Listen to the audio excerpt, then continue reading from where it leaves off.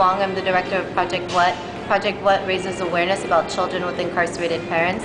We're here today in Kansas City. We're getting ready to go present at the Mentoring Children of Prisoners Conference. There's going to be hundreds of organizations from all over the United States.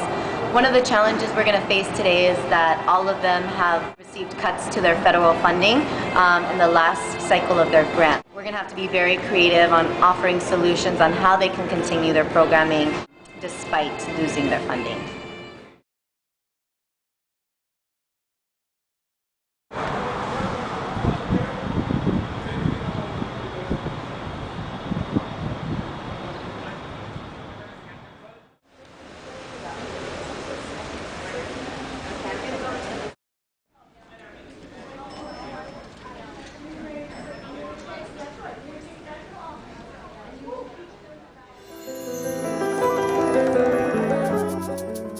Wallace House from Youth Connections of Atlanta, Georgia.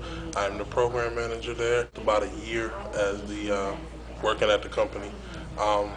Currently the budget cuts, they affect us in several ways. I think one of the biggest ways is that children of our program no longer have this outlet or this to look to as a resource for some of the frustrations they may have and some of the issues they may be dealing with. It's Dr. Gail Gorky. I actually work with 3 organizations that have MCP grants. And I think probably the greatest challenge of losing our funding is going to be how do we keep doing the good work we're doing. My name is Donnie Gomez. I'm the program manager for the program MenTech, the MCP program, Volunteers of America. I have been working with Volunteers of America for about 2 years. Budget cuts are going to affect us and our program is that I'm going to have to let all of my staff go, which it's pretty good young staff that has been working very hard in the program. Grace Wilson, I'm with Union Family Community Center out of Williston, Florida. This is our first year receiving MCP program funding. Unfortunately, we heard the funding got cut. It was very disappointing to our community, but we have made a progress in sustaining the program through faith-based organizations and committed mentors. It will affect our community deeply because we're a rural community with limited resources. And we hope that the funding will come back in the next 11-12. It would greatly help us. My name is Will Murphy. I work with Big Brothers Big Sisters of Erie County. It's based out of Buffalo, New York. I've been with the agency for 3 years. In my current role as the Director of Programs and Operations for 2 years. We've been MCP funded long before I got there. We were in our 7th year this year when we found out that the funding would be cut. It's a massive cut for us. Our budget is about $1.2 million each year, and MCP accounts for about 40% of that. My name is Jeff Dorn. I'm the program director of the SHAPES Mentoring Program, which is located in Springfield, Missouri. We serve a 10-county area of southwest Missouri, and we're a faith-based program. We will be losing $200,000 a year. Carol Bagley. I'm the program coordinator at Kinship of Greater Minneapolis, which is based in Minnesota. How the budget cuts have affected us? Well, they have a little bit, but our program incorporated mentoring children of prisoners already, so that was already a part of our program.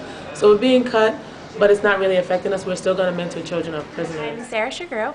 I am from Big Brothers Big Sisters of Central Mass, Metro West, which is in Worcester, Massachusetts. I'm the training and program manager there.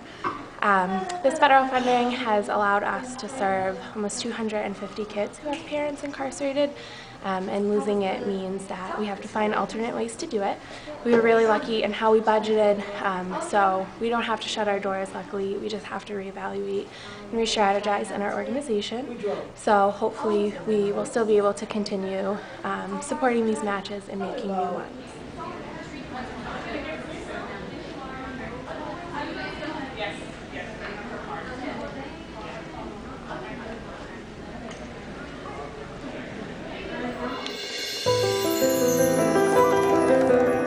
Currently looking for outside funding sources. We've been writing grants like crazy. In the last month, we've written over 10. So we'll continue to write grants and continue to look for outside funding. We may have to change the focus of our company just a bit, not necessarily changing the mentoring piece of it, but it may be a different population that we reach based on some of the other grants that are available. Looking into additional funding that might come through the federal government, but maybe private foundations soliciting some organizations that are local that believe in what we're doing. And I think one of the ways that you can get people to support you is by showing them.